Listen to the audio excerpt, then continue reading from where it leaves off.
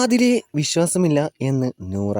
Big boss Malayalam season 7ന്റെ ആദ്യ ആഴ്ചകളിൽ വലിയ ചലനമുണ്ടാക്കിയ മത്സരാർത്ഥികളാണ് ആദിലയും നൂറയും. ഒരു മത്സരാർത്ഥിയായിട്ടാണ് ഇവർ വീട്ടിൽ കയറിയത്.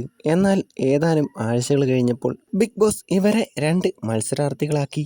അതോടെ കളിയും മാറി. അതുവരെ മിണ്ടാതിരുന്ന നൂറയുടെ മറ്റൊരു മുഖമാണ് ബിഗ് ബോസ് വീട്ടിൽ പിന്നീട് കണ്ടത്.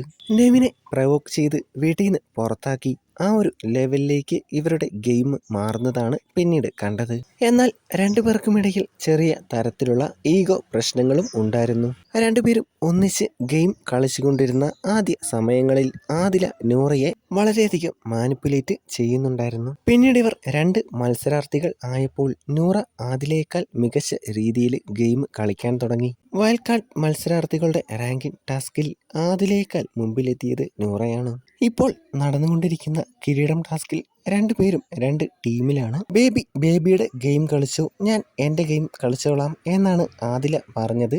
പിന്നീട് ആദില വന്ന് നൂറയോട് നിങ്ങളുടെ ഗെയിം പ്ലാൻ എന്താന്ന് ചോദിക്കുന്നുണ്ട്. എന്നാൽ നൂറ അത് പറയുന്നില്ല. എന്നെ വിശ്വാസമില്ലേ എന്ന് ആദില നൂറയോട് ചോദിക്കുന്നു. ഇല്ല എന്നാണ് നൂറയുടെ മറുപടി. വരും ദിവസങ്ങളിൽ ഇവർക്കിടയിൽ അകൽച്ച ഉണ്ടാകുമോ? എന്താണ് അഭിപ്രായം?